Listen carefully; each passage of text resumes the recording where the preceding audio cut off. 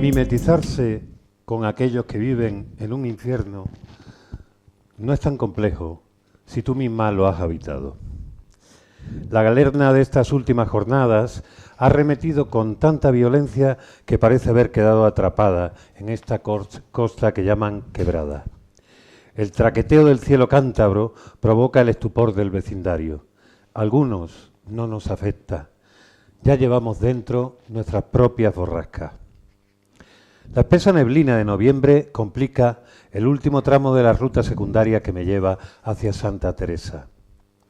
Hoy doy comienzo a un novedoso itinerario laboral que, sin embargo, no me supone un sendero desconocido. A simple vista, las rejas del hospedaje son doradas y están bien sustentadas, pero en sus entrañas se vislumbra el desconsuelo. El destino es caprichoso, distinto pájaro, misma jaula. Diría que el ambiente está aún más enrarecido de lo que recuerdo. Puedo sentir la densidad que gravita en el edificio y en sus alrededores, fruto del sufrimiento de aquellos que se han hospedado aquí a lo largo de la historia. Respiro hondo, sonoro. Algo me ronda por dentro. Es la zozobra que llama a esa puerta que intento no abrir cada día. Los monstruos que me acechan, salvajes, aguardan un resquicio de vulnerabilidad por el que colarse. Yo lucho siempre, a todas horas. Lucho siempre, pero estoy cansada. ¿Quién puede mantener una batalla constante contra su propia naturaleza? Bueno, este es el comienzo de la novela que estamos presentando hoy de Paloma Rivas, Los versos sueltos del Edén. Paloma Rivas, esta señorita que tengo a mi lado, evidentemente. Y este es su primer, no es su primer libro, es realmente su tercer libro publicado, ¿no? Sí. Pero es su primera novela. Y según acaba de confesar, es la primera de una trilogía. Porque es que no, ya los nuevos escritores no pueden hacer una novela sin más, ya, venga, trilogía, bueno, vamos a hacer una canción de Fuego y Hielo, bueno, como sea. Esto, para que no hayan estado ustedes aquí antes, se llama El Tercer Piso de Librería Proteo. Lo de que es Librería Proteo ya se han dado cuenta. Lo de que esto es el tercer piso, pues se lo digo yo ahora, no solo porque es la tercera planta, sino porque es el nombre del proyecto cultural que llevo desde hace un par de años, desde que la librería, tras el incendio, se rehizo, se rehabilitó y empezó a intentar recuperar el espacio, la memoria, la función que había tenido a lo largo de los años, cuando esta librería se crea en el año 69, como un espacio de resistencia política entonces y cultural. Todavía estaba Franco vivo, y aunque ahora mismo hay gente de ciertas edades que dice que Franco, que era un buen gestor y que hacía pantanos, bueno, pues no era solo eso. Y entre otras cosas, una de las cosas que hacía era censurar libros y autores. Y Proteo sirvió en un principio para crear un espacio de resistencia política al régimen franquista en sus últimos coletazos.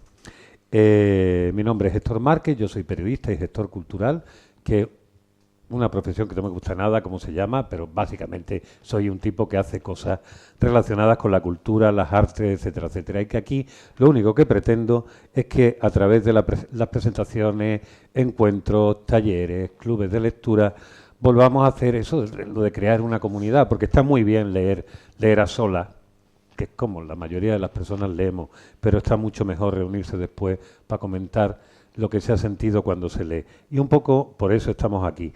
Hoy estamos también para ver en varios de estos encuentros lo que intentamos ver no solo son las calidades literarias y las recomendaciones de que se hagan con los libros, como sé que hoy algunos sois familiares y muy conocidos, supongo ya todos tendréis el libro y todo eso, mala cosa por la librería, que ya saben que vivimos de esto. Entonces, si quieren comprar cualquier otro libro, y aquí termino ya la pausa publicitaria, háganlo, que estaremos absolutamente agradecidos. Como decía, no solo tratamos la naturaleza literaria, el interés en sí de los libros, en este caso de esta novela, de la capacidad de atraerte como lector. Ya de antemano le hago el spoiler. Sí, es una novela de esta absorbente, que te pilla, que tiene está descrita como un thriller psicológico y como buen thriller, pues tiene todo ese elemento de la trama que está sucediendo y de un constante peligro que lo han visto ustedes nada más en el primer párrafo. Primer párrafo que parece como si se acercara la protagonista, porque es una protagonista, es una mujer. Espera, ahora ya me he olvidado. Liz de la Serna. Liz de la Serna. Es que además le pones tú unos nombrecitos también. Este se llama Ezequiel. Y después, ¿cómo era porque el sitio donde van, que es un hospital psiquiátrico, donde la protagonista, ahora ya convertida en terapeuta, estuvo y pasó unos días. Vamos yendo al pasado, el presente, constantemente, en un periodo que no dura más de 2 años, desde la primera hasta el último párrafo, pero donde pasan muchas cosas. Hay misterio, hay cosas ocultas, sí, hay monjas malas, muy malas, hay gente muy mala. Y hay sobre todo, que yo creo que esta también es una de las razones por las que estamos trayendo este libro aquí, lo estamos comentando.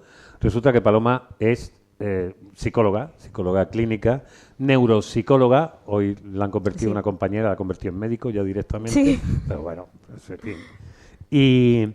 Y se le nota todo eso en la escritura de este libro, porque básicamente lo que sí nos ofrece es no solo una muy creíble, sino una absolutamente documentada descripción de las distintas patologías que el ser humano pueda sufrir y que ahora mismo entran dentro de esa especie de cajón desastre que se llama la enfermedad mental, ¿no? Yo lo primero que te quería preguntar, estos versos sueltos del Edén, después ya veremos si le hacemos algún avance más, un poquito de spoiler, no demasiado porque la gente si no se chafa, pero bueno, no es necesario tampoco saber más o menos o no saber cuál es la trama, sino dejarse llevar por toda esa relación que mantiene la protagonista con los distintos personajes de los que están considerados, digamos, por la institución como enfermos mentales y los que están fuera de la institución, que nadie, o los que rigen la institución están allí, que uno no sabe si son más enfermos mentales que los propios que están ahí, ¿no? Y entonces, a mí lo primero que me gustaría saber es qué es lo que te hace a ti decidir, bueno, mira, me voy a poner a escribir esta novela y voy a tratar algo de lo que conozco bastante, porque tú llevas 10 años como terapeuta, ¿no? Sí, sí. Pues bueno, primero muchas gracias a todos por venir, por estar aquí con nosotros hoy. Y bueno, lo que me llevó a pasar de los cuentos infantiles, que como tú bien has dicho antes, esta sería mi tercera obra publicada, lo que me hace pasar de los cuentos infantiles a la novela adulta es tener más que contar, ¿no? Es cierto que los cuentos infantiles también están relacionados con el mundo de la salud mental, en ellos se trataba el tema de la prevención de trastornos alimentarios, en el segundo se trataba el tema de los niños neurodivergentes y bueno, con capacidades físicas también un poco distintas, pero cuando se lleva mucho tiempo trabajando en el ámbito clínico, pues al final está muy cargado de historias y esto es una forma también de poner orden a todas esas historias con las que has tenido que trabajar. Porque evidentemente aquí hay, y supongo que a modo de puzzle, hay todo un montón de historiales reales que tú conoces y que has dicho, vale, voy a construir con todo esto un mosaico de personajes y de historias. Lo que hay y lo que se ve en el personaje principal, que viene a saldar una especie de deuda interna, que teóricamente está sana, pero está en ese estado a punto casi de explotar, una necesidad de ir, más o menos el viaje del héroe, de la heroína, en este caso, es ir tomando y adquiriendo confianza en sí misma y rebelándose contra toda esa parte, digamos, que es social, ¿no? Bueno, ella lo que hace es confrontarse con su propio trauma. Ajá. Realmente es lo que más le mueve para volver a su pueblo natal y a la residencia en la que estuvo interna durante prácticamente un curso académico, ¿no? Entonces, ella lo que hace es confrontarse con su propio trauma, que no hay nada casi más potente que eso a lo largo de la vida, ¿no? Y ya no solo confrontarse con sus miedos, sino también intentar a que otras personas pues puedan tener una vida más sencilla, aunque ella realmente no está completamente sanada, claro.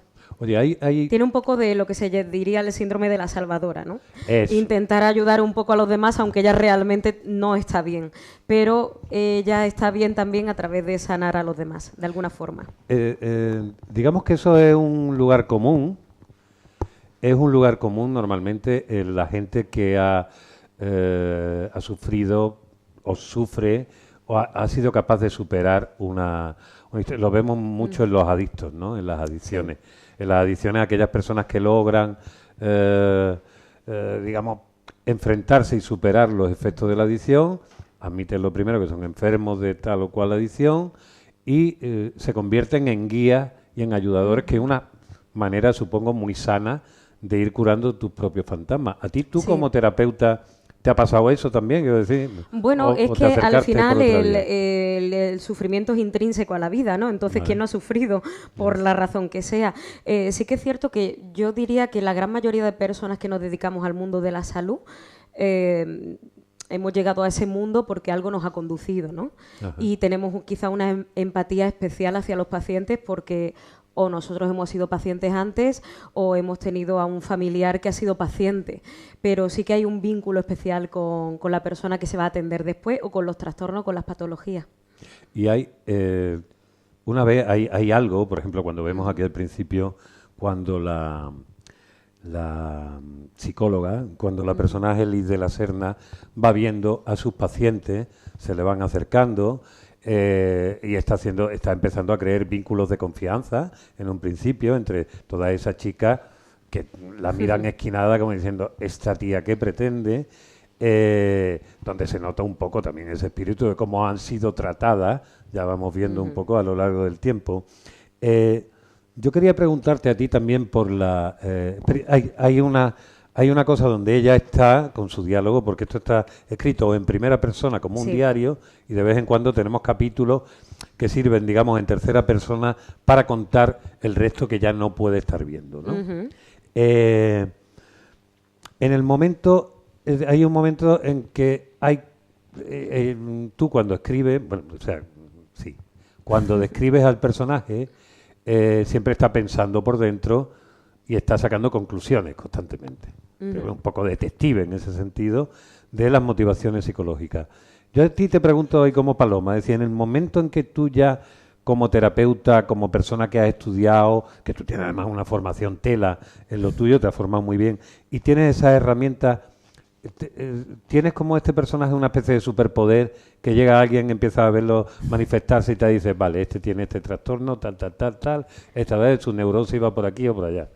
¿Eso te sucede? Un poco, sí, un poco. Al final estamos continuamente intentando hacer inferencias de las conductas humanas, ¿no? Para sacar una lectura de la persona, y es cierto que solemos acertar. Cuanto más tiempo se lleva trabajando con pacientes, más sin querer analizas a la persona que tienes delante, ¿no? Un poco, pues, no sé, un poco... ¿Cómo se dice esto? Profesional, un poco así. Sí, de formación profesional. Exactamente, un poco de formación profesional, ¿no? Pero bueno, entiendo que como en otros trabajos, ¿no? Cuando, no sé, si eres arquitecto y vas andando por la ciudad, pues te estarás fijando en los edificios y en las carencias que puedan tener esos edificios, ¿no? En cómo se pueden mejorar. Pues a los psicólogos nos pasa también igual. Sí, pero claro, el tratamiento con las personas... Perdona que me iba y que la pregunta me sale porque antes me has dicho, charlando, dice, va a venir mi pareja, llevamos 13 años, o sea que empezasteis muy joven, supongo que ya habéis pasado, eso te lo digo por cuestión personal, porque la psicología siempre me ha interesado y yo no tengo ninguna formación, pero tengo una jeta que me la piso directamente, entonces siempre he sido una jeta. Una cara. Entonces siempre he sido un psicólogo de barra de mierda y tal, pero vamos, los amigos que tenían algún problema y no tenían dinero, no se fiaban de estudiar a contarle a un tercero, pues iban a ti y te lo contaban. tengo que decirlo, no voy a dar nombre, un montón de amigas y amigos psicólogos que cuando tienen un problema vienen a mí y digo, pero yo, puta, ¿por qué no vas tú al psicólogo? Es que contigo es distinto. Y digo, claro, no te cuesta 50 pavos la hora. Bueno, fuera de esa historia. Lo que me venía a referir es que muchas veces, cuando estableces relaciones personales, puede llegar, y más en las relaciones ya que son íntimas, emocionales, de pareja, se te puede ir un poco la olla y decirle a tu pareja, decir, perdona, estás teniendo una actitud pasivo-agresiva conmigo, que no sé cuánto y tal. Y entonces, yo he aprendido, he tardado mucho, ya tengo 60 y tantos años, entonces he tardado, ahora me doy cuenta, que tú no puedes ir con el diván no lo puedes meter en la cama, esa historia y tal. No, pero además es que nosotros antes que ser psicólogos somos personas. Ya. Entonces, lo que sí que es cierto que bueno que llevamos nuestra profesión a cuesta de alguna manera porque, a ver, sufres con el sufrimiento también de tus pacientes, ¿no? Pero cuando sales de consulta pues intentas tener una vida propia, si no sería imposible. Eso me parece importante porque supongo que una de las cualidades que debe tener una persona que se preocupa por la salud de los demás y más en un terreno, digamos, tan espinoso como son las emociones y las autopercepciones humanas, debe tener un grado de empatía importante, ser muy humanista. Yo sé de personas muy cercanas que a lo mejor son médicos o enfermeros y tal, de los malos tragos que pasan al principio cuando se vinculan con sus pacientes y tal paciente se le muere, el otro no sé cuándo y tal, y se pegan unas lloreras tremendas, siente que la culpa es suya, que pudo hacer algo y tal.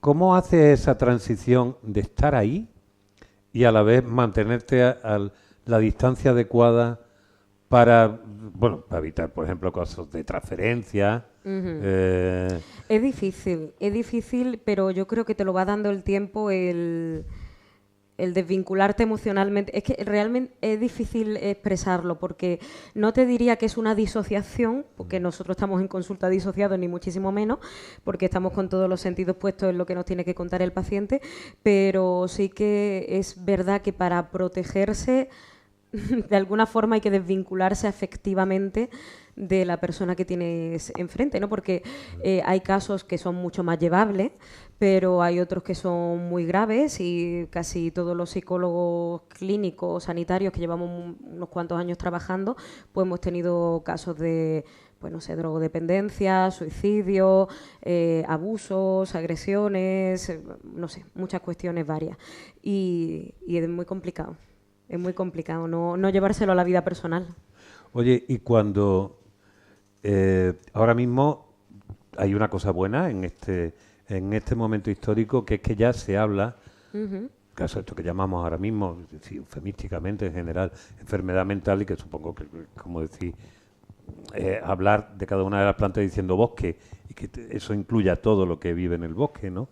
Pero por un lado,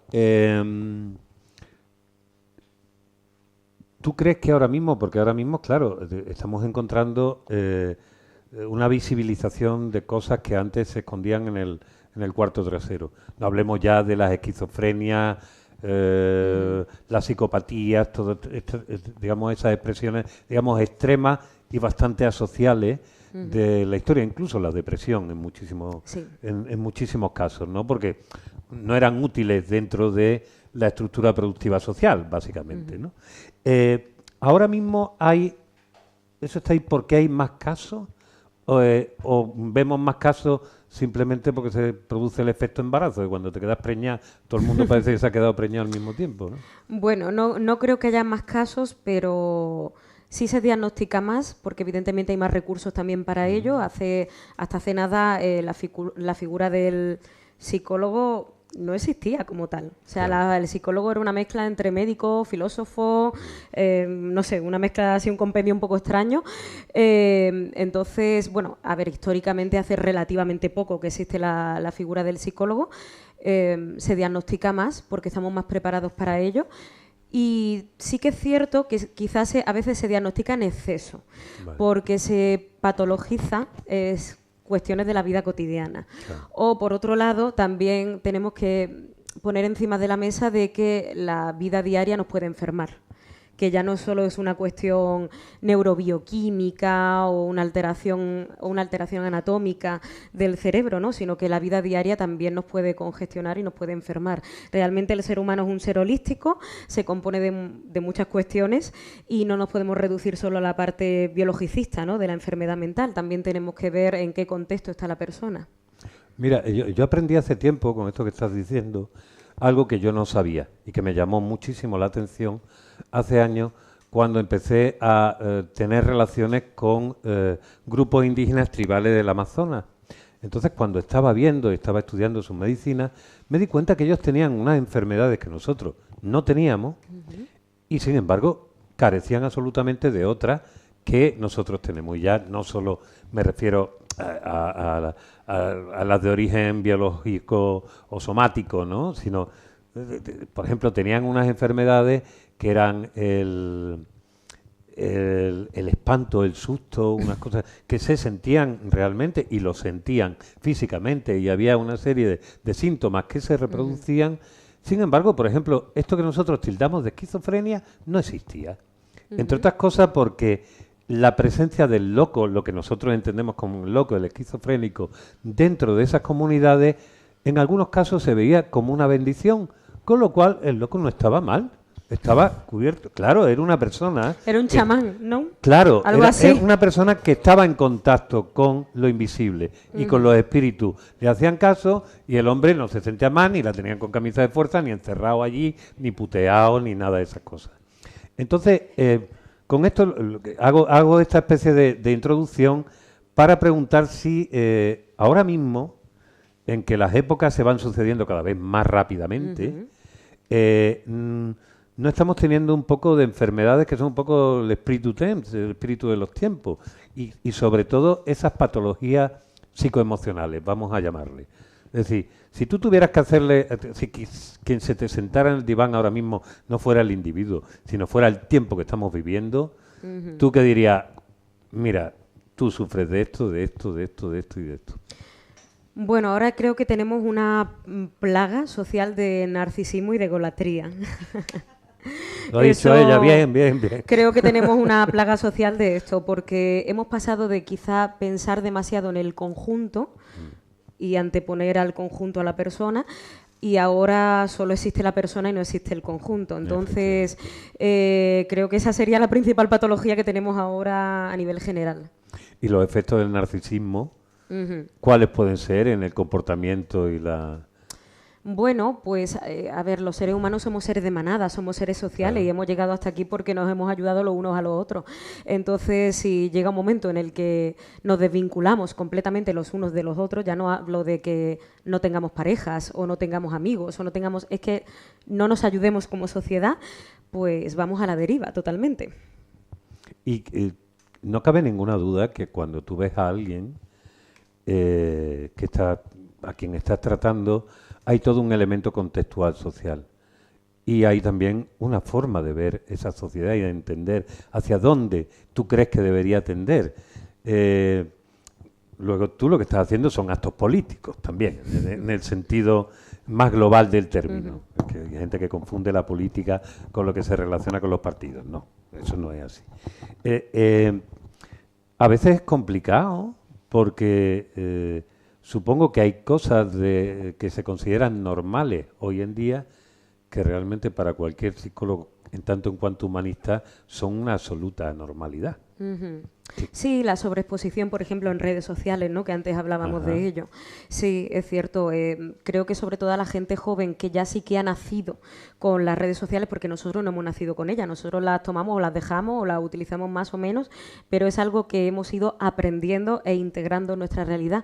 Pero la gente joven, la gente joven me refiero a los niños de 10, 11, 12 años, se les ha visto, o sea, se ven... una imposición, ¿no?, de utilizarlas incluso en los colegios. Bueno, hay quien va al colegio con la tablet y con el portátil, que no sé en qué momento hemos decidido que eso es positivo, pero, pero bueno, en definitiva, sí, creo que la gente joven, y esto va a tener mucha repercusión en ellos, porque realmente se les está exponiendo demasiado a las redes sociales, con lo cual están perdiendo, por ejemplo, como te digo yo, ciertos criterios, ciertos valores, autonomía.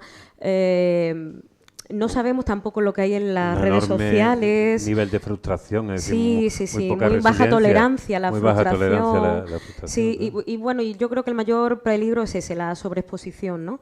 Porque, vuelvo a repetir, no sabemos lo que hay en este mundo de redes sociales, o sí lo sabemos los que trabajamos en salud mental, y bueno, realmente la gente sube fotos de sus hijos sin pensar que eso pueda tener una repercusión negativa, porque lo hacen sin ningún tipo de maldad, porque quieren compartir un momento familiar o sentimental, y ¿quién puede coger eso? No sé, hay que tener cuidado también con esto. Hay también una sensación, corrígeme si me equivoco, y tal, como ves, soy psicólogo de mierda de barra, que es la sensación de que la sociedad está cada vez más infantilizada. Sí. Es decir, que el hecho de la cronología de tener tantos años no te convierte en adulto, en el sentido que un adulto es alguien más o menos que ha madurado, ha entendido y ya ha establecido una relación entre sus pulsiones, lo que hace con los demás, hasta qué punto. Y ahora mismo necesitan, todo este mundo tecnológico, mediático, necesita un constante refuerzo de cualquier cosa que haga. Si no recibo ese refuerzo, caigo inmediatamente en la depresión. Me siento... Y a veces dice, oye, tío, suelta el móvil, date 2 vueltas, paséate un ratito, mira que hay criaturas, salúdalas, que son como tú. Sí, no pero pasa eso es nada, una ¿no? adicción que hemos generado a la Claro, dopamina. claro. Es a la dopamina realmente, ¿no? Es una adicción a un refuerzo positivo. Claro. Es una adicción a un refuerzo positivo, que el canal neurológico sería la dopamina, pero es una adicción al refuerzo positivo y a que todo sea para antes de ayer. Y claro, esto las personas que somos un poquito más mayores lo gestionamos mejor, pero la gente más joven lo gestiona muy mal. Entonces, claro, lo que también vemos mucho en consulta, yo ya no trabajo con niños, pero he estado mucho tiempo trabajando con niños, a niños muy jóvenes, pues que no tienen ningún tipo de paciencia, pues lo que estábamos diciendo antes, que se frustran ante todo, que, bueno, sí, que le pierden el valor a cualquier cosa, que se aburren muchísimo. Graves depresiones muy jóvenes, porque ya a lo mejor con 10 años consideran que lo han hecho todo. Con 10 años. Sí. Pero es que realmente han hecho mucho. O sea, no voy a decir todo, pero han hecho mucho. Es que a lo mejor con 10 años han experimentado a nivel cuantitativo y cualitativo lo que a lo mejor antes experimentábamos con 25. En el sentido de muchos viajes, mucha ropa, muchos juguetes, mucha tecnología, mucho cine, mucho... Claro. Y entonces quieren experiencias que les sacuda mucho el terreno, ¿no? Vamos a entrar también a hablar un poco de literatura. Es decir, sí. El origen, hay un momento cuando tú al final haces la página de agradecimiento, te refieres también a tu familia, que está aquí, presente, como las personas que pusieron los libros al alcance de tu mano. Aquí estamos en una librería y digamos que para todo el mundo que ama los libros es como Papinocho, ¿no? El circo de Stromboli, o para un adicto, una... En fin, bueno, me voy a meter yo por mi oscuro vericueto. ¿Qué relación y cómo empiezas tú a establecer una relación con los libros y qué te van dando y cómo eso se va convirtiendo al cabo del tiempo en la voluntad de ser tú también la que cuente historias como esas que veías en los anaqueles, ¿no? Pues, hombre, yo en mi casa siempre recuerdo que ha habido libros y eso entiendo que es un gran facilitador, ¿no?, para que te intereses por este mundo. Y después sí que es cierto que en mi pueblo, en Nerja, desde muy pequeño en el cole, pues hemos hecho muchas certámenes de literatura, poesía, pintura, es decir, el mundo artístico en esa etapa que a mí me ha pillado de infancia estaba como muy despierto. Y siempre me presentaba yo a estas cuestiones. Entonces, creo que esto también me ayudó a acercarme al mundo de la literatura. De la sobresaliente en las redacciones, ¿no? Sí, vale. Sí, la verdad que sí. Y bueno, no siempre ganaba, pero siempre me gustaba estar ahí, estar presente o por lo menos colaborar con el proyecto. Y después, a nivel personal, desde muy jovencita he tenido como mucha inquietud por escribir lo que sentía. o sea, sin más pretensión de que eso fuera a ningún lado, a lo mejor en libretas o en papeles sueltos o lo que fuera, ¿no?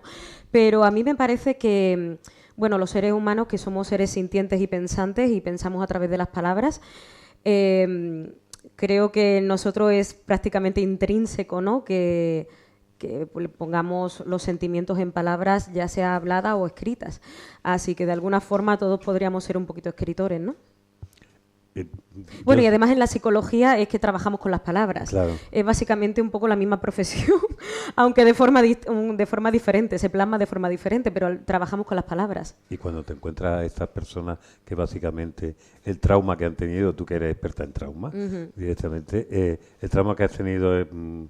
que no digo nada, ¿te has encontrado ese Sí, tipo de personas? el mutismo, ¿no? El no querer comunicar. Sí, esto es muy típico, sobre todo cuando hay un trauma bastante complejo. La gente se queda tan bloqueada ante lo que ha vivido que no es capaz de expresarlo, aunque quiera expresarlo. Pero bueno, nadie es inaccesible. Después, poquito a poco, vamos desenredando. Aquí lo que, volviendo a la relación que hay entre tú y la protagonista, evidentemente aquí hay un poco de alter ego. Sí. Tú me has dicho, claro, dices, vale, pero no, esta no soy yo, para nada, pero te nutre. No sé si es como la relación como el dibujante o el escritor que dice, me voy a inventar un superhéroe, básicamente, que no se parece en nada a él, pero que ha soñado. Decir, tú aquí no solo tienes tus habilidades aprendidas como terapeuta, sino que además tiene ese elemento, supongo también, que en la terapia mola, que es desentrañar el misterio, ¿no? ¿Qué hay ahí? ¿Qué es lo que motiva todo aquello? Aquí le pone a desentrañar primero el misterio personal de cada uno y después el gran misterio que hay alrededor de toda este hospital tenebroso, ¿no? Con respecto a lo que me preguntabas de la protagonista... A ver, yo creo que prácticamente cualquier psicólogo se podría ver representado un poco por la protagonista de esta novela, porque una de las cosas que yo quise hacer era vulnerabilizar la figura del terapeuta. Vale. Que la gente cuando leyese la novela pues conectase en un momento determinado pues con esa idea efectivamente de que el terapeuta también es un ser humano, que a veces se nos olvida, ¿no? Con los profesionales sanitarios o los policías o los bomberos, es decir, gente que está un poco al servicio de la sociedad, ¿no? Con claro servicio de la sociedad, se nos olvida que son seres humanos con sentimientos, emociones y que más allá de lo que les haya pasado en su vida personal tienen que estar en primera línea de fuego en su puesto de trabajo, ¿no? Entonces quería vulnerabilizar la figura del terapeuta. Y con respecto a lo de que sea un alter ego, a ver, yo hice formación en escritura con la Universidad Internacional de Valencia y con autores como, por ejemplo, Espido Freire, y siempre me decían que teníamos que escribir sobre lo que conocíamos. Entonces, claro, lo más fácil para mí era escribir sobre una mujer y sobre salud mental, claro. Porque claro, es lo que más conozco.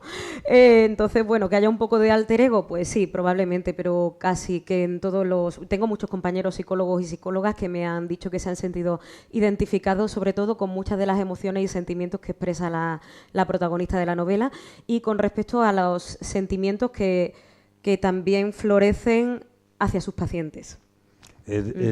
Yo creo que esto es de los más interesantes. Si tuviéramos que decir, ya te digo, por no desentrañar, aquí tú metes muchas patologías. Sí.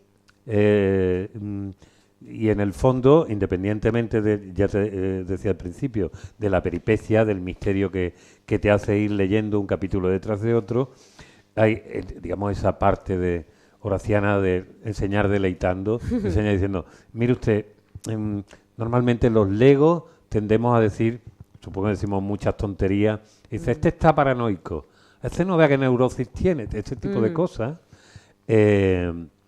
Y tú aquí te has especializado en decir, no, mire usted, esto lo que tiene es este tipo de desorden, de tal, de tal, de tal, de tal. ¿Cuántas? Tú hiciste, digamos, un casting de desórdenes previo cuando estás organizando, digamos, la estructura de la novela, y ahora me explica un poco, si quieres, cómo la montas. Sí, un poco. Bueno, en concreto hay dos trastornos que sí tenía especial interés en que apareciesen ahí. Que uno es el síndrome de Moebius, porque es un trastorno neurológico un poco raro, que yo tuve una paciente con estas características Y bueno, tenía yo especial interés en que saliese ahí porque además llevamos ese caso clínico a un Congreso Nacional de Neurología y Neuropsicología en Valencia, en el año, no me acuerdo, pero hace ya unos cuantos. Y antes de la pandemia, o sea, hace ya bastante, no recuerdo el año, creo que 2018 puede ser, 2017, 2016, no me acuerdo, sí, más o menos. Entonces, el síndrome de Moebius tenía especial interés en que apareciese, y también el trastorno conversivo, que es una patología que es como llevar las somatizaciones físicas al extremo. Es una persona que realmente lo que tiene es una patología de carácter emocional, normalmente un trauma, y ese trauma le hace bloquearse a nivel físico. Y de verdad que hay personas que, por ejemplo, piensan que no pueden andar y no tienen ninguna explicación científica, médica, para que no pueda andar. Puede andar, pero la mente le bloquea y le impide andar. Entonces ese es uno de los casos de la novela ¿Y también. el síndrome de Moebius tiene que ver con la cinta de Moebius? No. Vale. Pues No, el cuéntalo, síndrome pero... de Moebius está relacionado con el síndrome de alcohólico fetal, que esto aquí no es muy típico en España. Viene más por los países del este, la verdad, y suele ser porque las mamás durante la gestación del bebé pues a lo mejor han consumido alcohol u otros estupefacientes, sí, y el niño o la niña nacen con algunas alteraciones en los pares craneales. Vale, que no es a nivel neurológico. Ya solamente que se conviertan en adictos, sino que tienen además un efecto secundario. Porque No, bueno, veces... que se conviertan en adictos, ¿no? Eso ya es la historia de vida de cada uno, ¿no? Vale. Sí que es cierto que quizá puedan tener mayor predisposición, pero sobre todo es que nacen con minusvalías. Vale. ¿Cómo sería la protagonista? Porque la protagonista es alguien que se sabe, se conoce y se reconoce como una paciente que está siempre digamos, pendiente de un hilo. Y como ya decíamos, va estableciendo autoconfianza aquí. Hay una cosa muy interesante porque es un personaje fundamental, y vamos a hablar de eso, que es la aparición de Brisa. Sí. Brisa es la perrita. Sí. La perrita a la que te refieres casi todo el tiempo como loba. Mi loba, mi loba, mi loba. Y en varias ocasiones va... bueno, yo digo te refieres... Sí, porque tú la has escrito. Sí, sí, sí. Se refiere Liz de la Serna.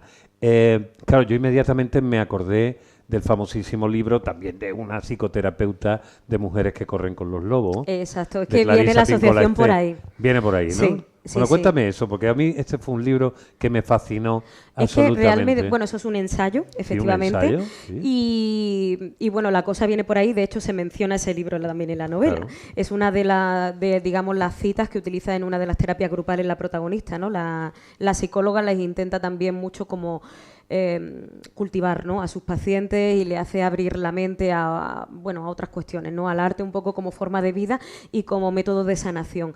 Entonces el tema de Brisa realmente nace un poco por ahí, por hacer una alegoría entre la naturaleza de la mujer y la naturaleza de un lobo o de una loba, porque además algo que se ha estudiado con bastante ferviente en los últimos tiempos es que realmente, por ejemplo, las jefas, por llamarlo de alguna manera, de las manadas de lobos son las lobas, porque son las que generan mayor presión psicológica a la manada.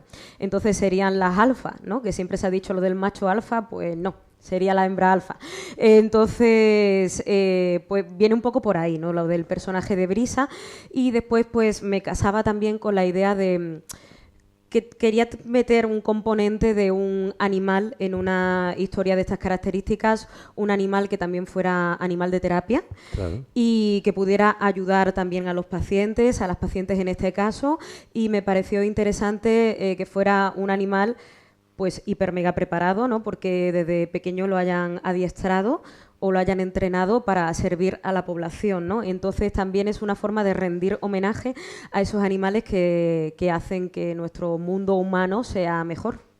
Eso es muy interesante, porque además estaba claro que está ahí colocado, y cómo además va cambiando digamos, la psicología, y él necesita como Tintín con Milú o Asterix con Idefix, necesito verlo aquí constantemente, pero ella, al ser básicamente un monólogo interior o un diario, casi toda la narratividad de la novela está muy presente en algo. Aquí tuvimos hace mucho tiempo a un chico que lamento muchísimo no acordarme el nombre, pero ya tengo una edad, que tenía, era el presidente de la asociación Perruneando, y hablamos aquí mucho en el libro de el bien que hacen las mascotas y los animales de compañía a la hora de establecer un vínculo. Tú tienes, además, he visto, porque vi unas fotos tuyas, tú tienes una perra que no es Brisa, porque Brisa es una pastora alemana. Mucho más pequeña. La que tú tienes un poco de esta... un Pomerania. Pomerania se llaman, vale. Pero, o sea, que tú ya sabes lo que el vínculo de tener un animal, ¿no? Totalmente, sí. Yo creo que los animales nos hacen más humanos, y también es cierto que el personaje de Brisa nació un poco por la idea de que la protagonista no puede ser madre.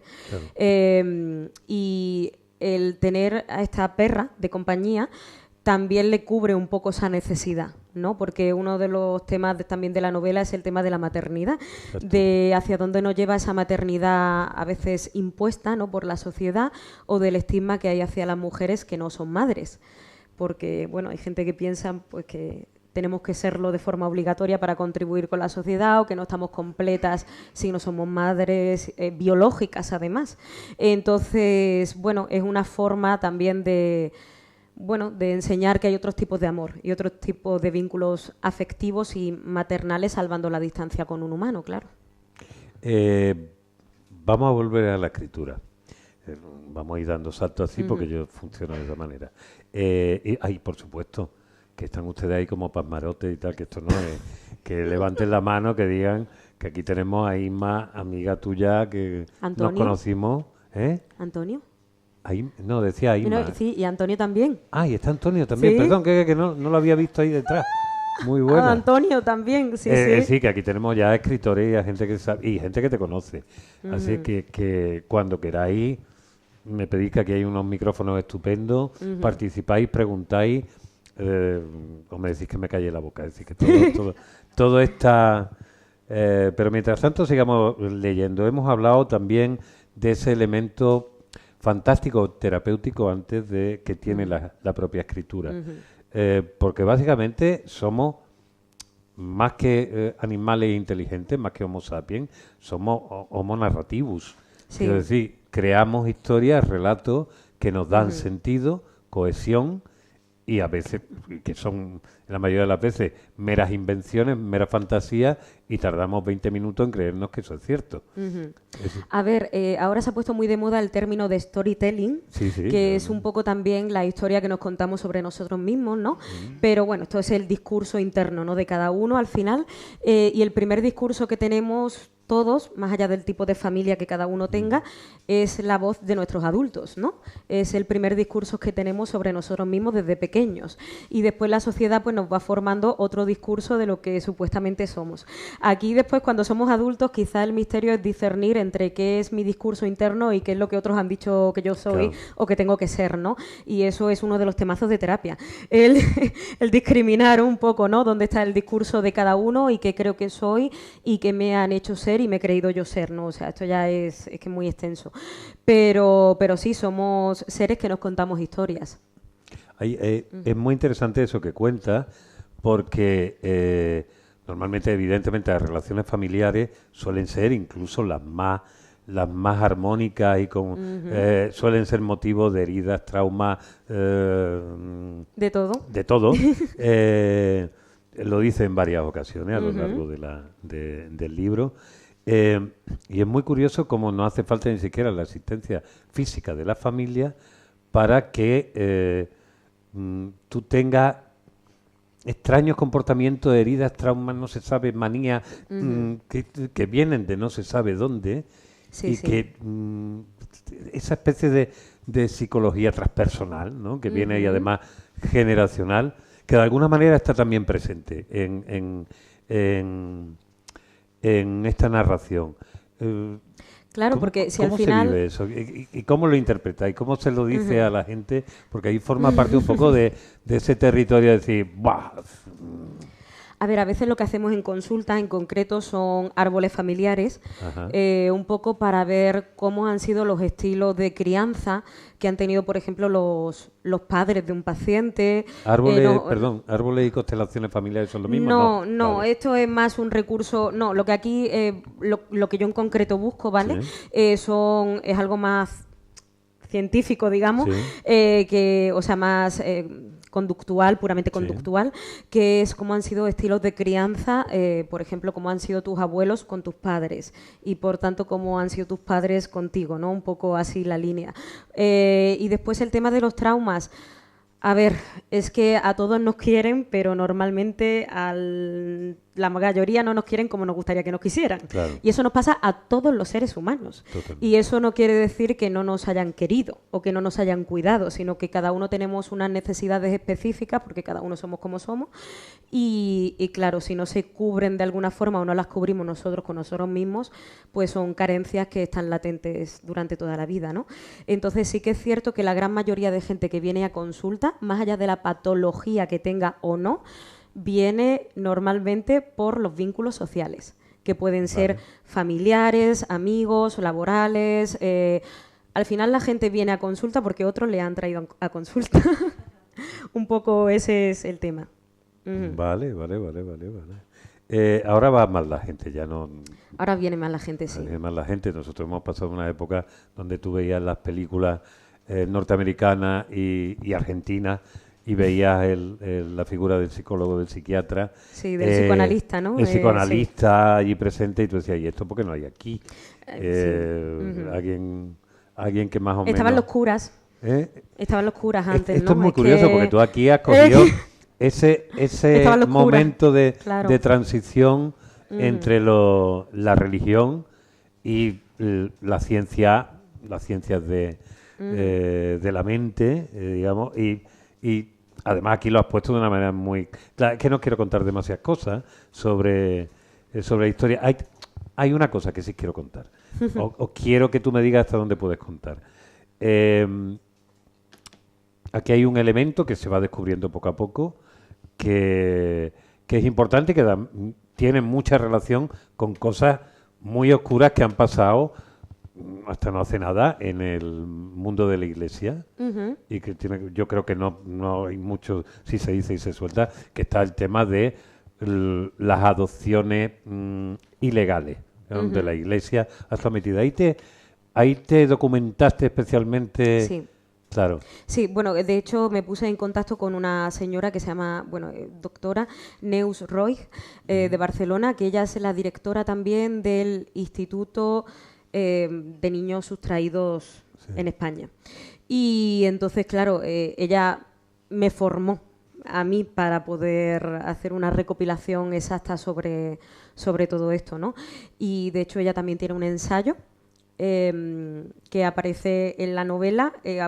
Hay una frase en la novela que es el nombre de su ensayo, que ahora no lo voy a recordar bien, pero es algo así como "no llores que vas a ser feliz", o algo así. Sí. Es el nombre del ensayo de esta mujer, creo que es exactamente eso. Y entonces sí, me documenté gracias a ella, me puse en contacto con ella y me documenté gracias a ella. Y bueno, esto es un mundo, porque evidentemente sabemos hasta dónde alcanzamos, ¿no? Pero probablemente no alcancemos todo lo que realmente ha podido pasar ahí. Y es muy curioso porque cuando te adentras en este mundo, te das cuenta un poco que las personas que llevaban a cabo esas conductas, que también eran médicos, matronas y demás, monjas, sobre todo monjas, ¿no? Tampoco pensaban que estuvieran haciendo algo malo. Dentro de su casos que le estaban dando hijos a quienes de verdad los sí. podían amar porque tenían más recursos. O mantener, o criar, o educar adecuadamente. Claro.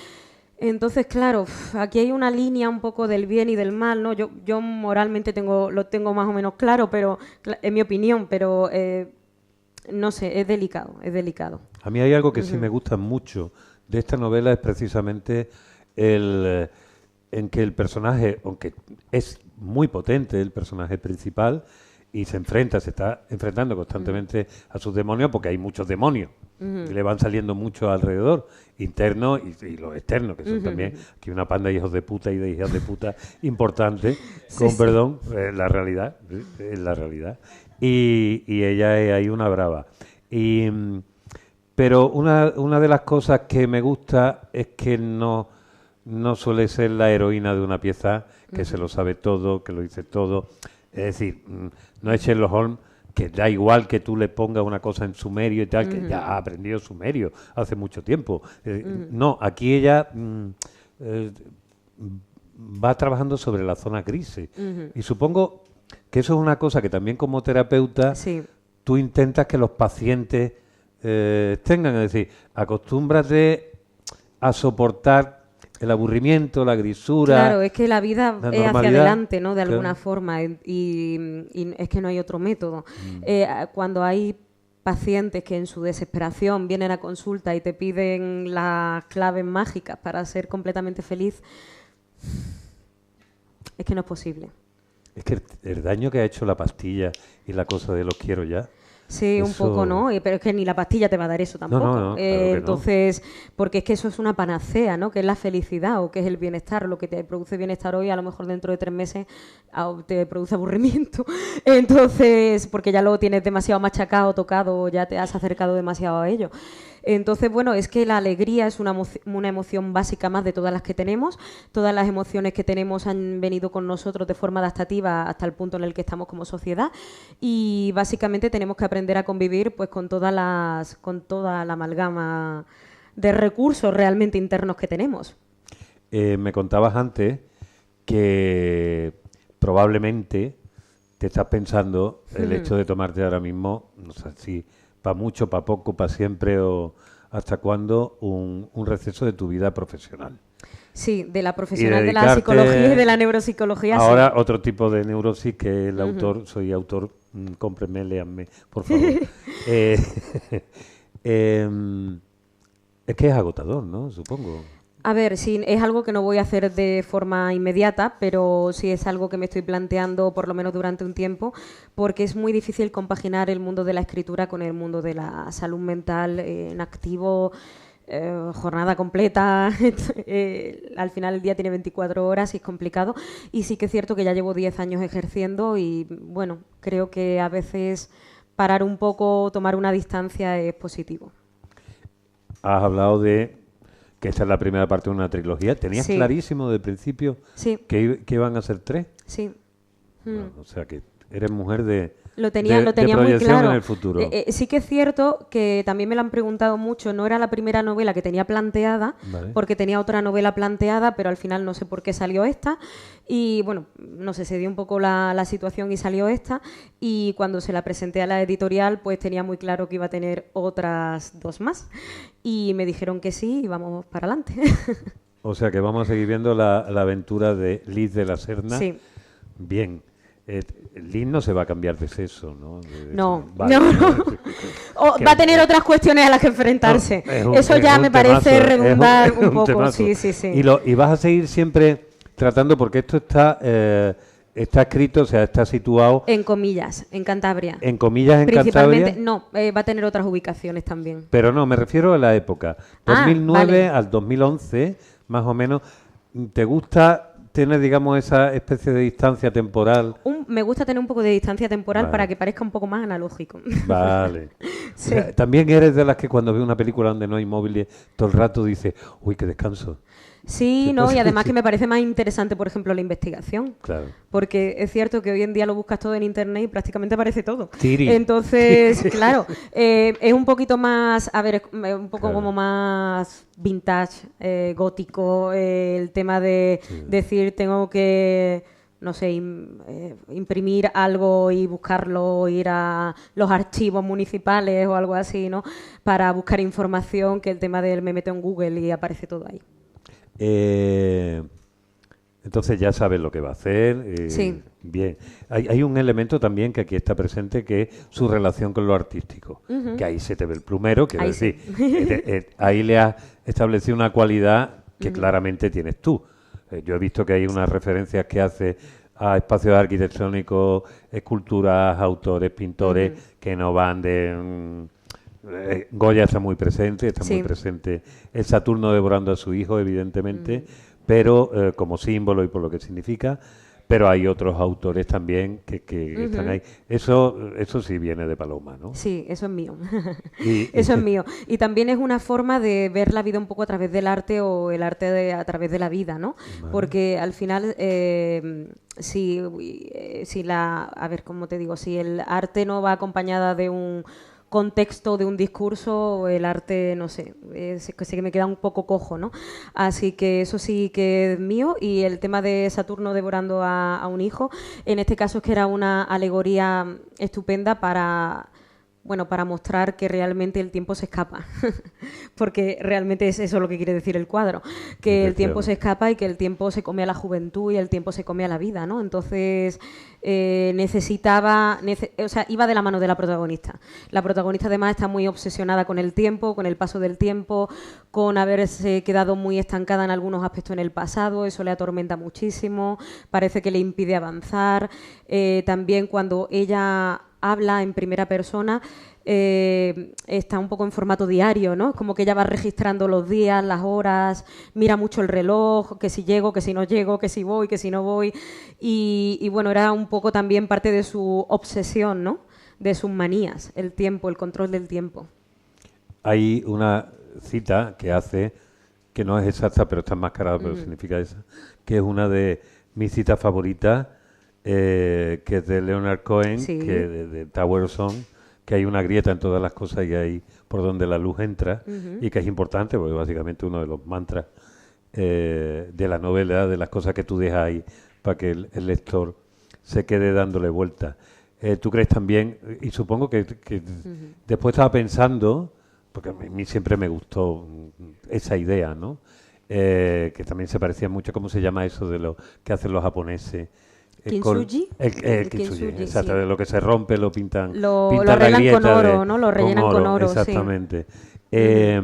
Esa idea, ese concepto de que también es, yo supongo que para ti como terapeuta, tú vas buscando las grietas completamente, no para romper, sino para que la cosa se airee, ¿no? Para que entre la luz. Para que entre la luz, ¿no? Y sí, efectivamente, esas citas son un homenaje a Leonard Cohen. Sí, sí. De hecho, cuando se lo planteé a mi editor en el primer manuscrito, se lo dije, le dije, esto es un homenaje a Leonard Cohen, no quiero que sea una copia ni muchísimo menos, pero sí quiero que quede visible que es un poco una idea de él que Liz quería transmitir a los futuros lectores, ¿no? Porque ella a lo largo de toda la novela hace muchas referencias artísticas y esta era una más. Claro, y más que además de amiga, ¿vosotras conocíais antes? O sea, nos hemos conocido a raíz de los libros. Sí. Sí.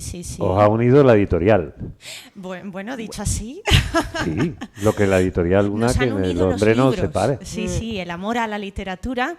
Pero es verdad que ella sabe que nos llevamos muy bien como personas. Yo la admiro a ella como persona porque es una bellísima persona. Y yo también creo que es una mujer extraordinaria y que escribe maravillosamente bien. La verdad es que el libro lo disfruté mucho, tú lo sabes, Paloma, por esa forma que tienes de escribir tan humana como eres tú y tan profesional. Lo aunas muy bien. Y has mencionado lo del kintsugi. Yo creo que lo del kintsugi lo llevas a la perfección con tu protagonista, porque has creado un personaje, creo que está ideal que vayas a hacer una trilogía con ella, porque es muy buena como personaje, porque además, digamos que es un personaje, es una persona que está rota, pero es bello precisamente por cómo está rota y cómo haces tú esa rotura en ella.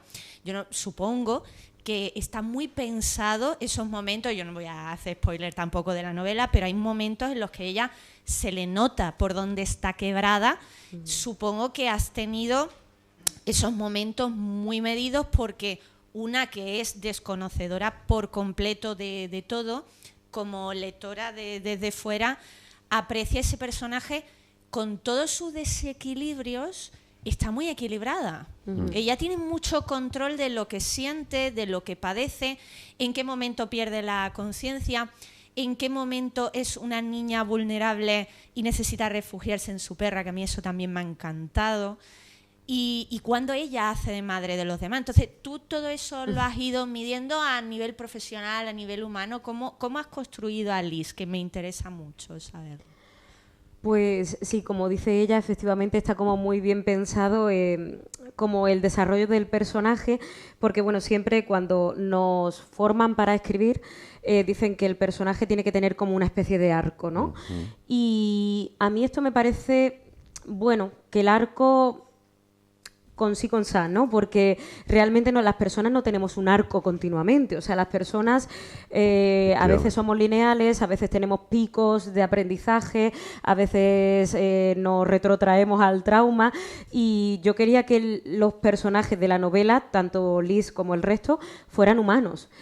También hay algo que se suele decir mucho cuando se critica a las novelas o se juzga a las novelas, que hay gente que dice, no, es que este personaje es muy estereotípico, o es muy común, o es muy... que no lo es. O sea, es que hay mucha gente que es un cliché, pero totalmente. Entonces, si queremos reflejar verdad, pues tiene que haber personas de todo. Tiene que haber personas que sean muy ambivalentes, tiene que haber personas que sean un poco más cliché, tiene que haber personas que tengan un arco del personaje pues más con picos que con un arco, más que redondeado, así con, digamos, como si fueran garras. Y la construcción de Liz pues ha sido dentro de lo más humano posible, de cómo yo pensé en cómo quizás reaccionaría yo ante una circunstancia como la que ella estaba experimentando, ¿no? Dentro de que tenía que mantenerse como una profesional en su trabajo, pero realmente estaba sufriendo mucho por lo que estaba aconteciendo en la historia. Y un poco, pues ha sido así. Un poco así. Es decir, como humanizar al personaje, ¿no? En lugar de hacer un superhéroe, porque sí que es cierto que estamos muy acostumbrados a los personajes estilo Superman, Iron Man, Wonder Woman, tal. Esto es una hiper mega ficción de la realidad. La gente no es así. No, yo de hecho te iba a decir, porque has dicho lo del superhéroe, yo creo que precisamente el encanto que tiene Liz es, y además te lo he dicho otras veces, lo de la atmósfera que tú haces por los sentimientos o las reflexiones, haces muy bien los juegos de las frases breves, los cierres de capítulo, de reflexiones de ella. Tiene mucho de Rorschach. Sí. Muy superhéroe decadente, que ya como que lo ha visto todo y viene de vuelta y dice, bueno, estoy observando una catástrofe total, pero ¿saben? Entonces, muy antihéroe realmente, ¿no? Sí, está muy es una bien. persona que tiene que tirar hacia adelante, pero con todas las carencias de ser un ser humano. Es así, Pues te ha salido muy bonito. Bueno, hija. muchas gracias. Ahora que habéis dicho lo de los superhéroes, para hacer también un poco de gancho de lo que viene, en muy poco tiempo trataremos aquí un ensayo que acaba de publicarse de Enric Ros, que se llama El superhéroe de las mil caras y que evidentemente junta el rollo campbelliano de Joseph Campbell, el gran mitólogo, con los superhéroes de DC, Marvel, etcétera, etcétera, para encontrar precisamente la raíz humana que nos representa a partir de los mitos en tantos siglos atrás y hoy los superhéroes, que son los mitos contemporáneos. ¿Alguien quiere contar algo más? Yo te quería preguntar, por último, sí, dos cositas. Una, que alguien te pregunta y que me diga ¿por qué alguien se tiene que leer tu libro? ¿Crees tú? ¿Le recomendaría? Yo sé que normalmente a los autores, salvo que sea Pérez Reverte y esté encantado de conocerse, le da un poco de pudor hablar de sí mismo, ¿no? Pero bueno, como estamos en el mundo este de lo que hay, Capitalista. ¿Y yo por qué? ¿Por qué me tengo yo que leer este libro? ¿Por qué? Cuéntamelo. Bueno, creo que como peculiaridad, que eso sí es cierto que me lo han nombrado un montón, es que la protagonista del thriller, que sería psicológico, policíaco, así un poquito novela negra y demás, es una psicóloga en lugar de un policía, o en lugar de un criminólogo, o en lugar de un... no sé, es un perfil forense, un poco... Exactamente, claro. Un perfil un poco distinto de protagonista de un thriller. Y también porque... espero que realmente eso es lo que yo espero con esta primera novela, es producir algo en la gente que la lea, aunque sea desagrado. O sea, a mí me molestaría muchísimo haber escrito algo que a alguien no le remueva. aunque sean cosas negativas. O sea, que prefiero que te remueva algo, lo que sea, a que pase desapercibido. Que bueno, de momento estoy teniendo muy buena suerte y en líneas generales está gustando un montón, pero estoy muy agradecida por ello. Pero sí, bueno, creo que ese sería un poco el por qué yo invitaría a la gente a leerla. Y que lo cuentas aquí en un momento, dices, ¿qué es el trauma? Bueno, pues a ver, desde la psicología sanitaria, desde la nueva psicología sanitaria, el trauma sería todo lo que ha pasado en nuestra vida que no hemos integrado adecuadamente y que nos provoca como un malestar emocional intenso. Entonces, nosotros en consulta discernimos entre lo que llamamos T pequeña y T grande.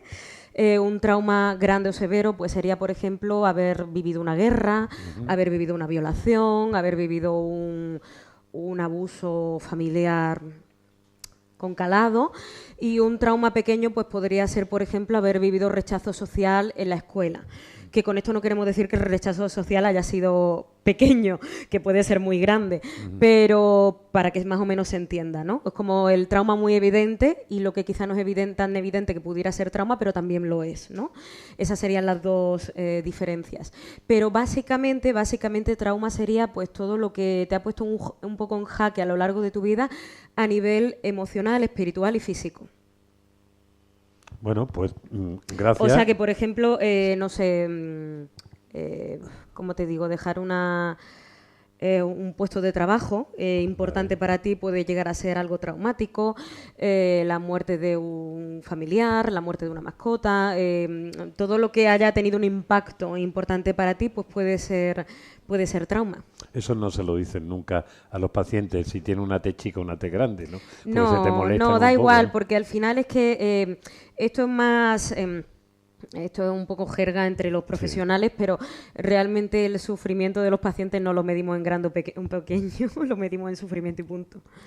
Oye, muchas gracias por venir aquí al tercer piso, por la conversación fluidísima y estupenda que mantiene, por este libro.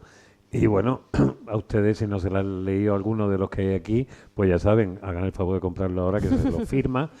Y que el libro sale gratis, que lo que cuesta es la firma, que es lo más personal que tiene ella. Y nada más, os pido ahora que le deis un fortísimo aplauso a Paloma Rivas, que de aquí a nada la vemos sujetando algún tipo de premio. Seguro que sí.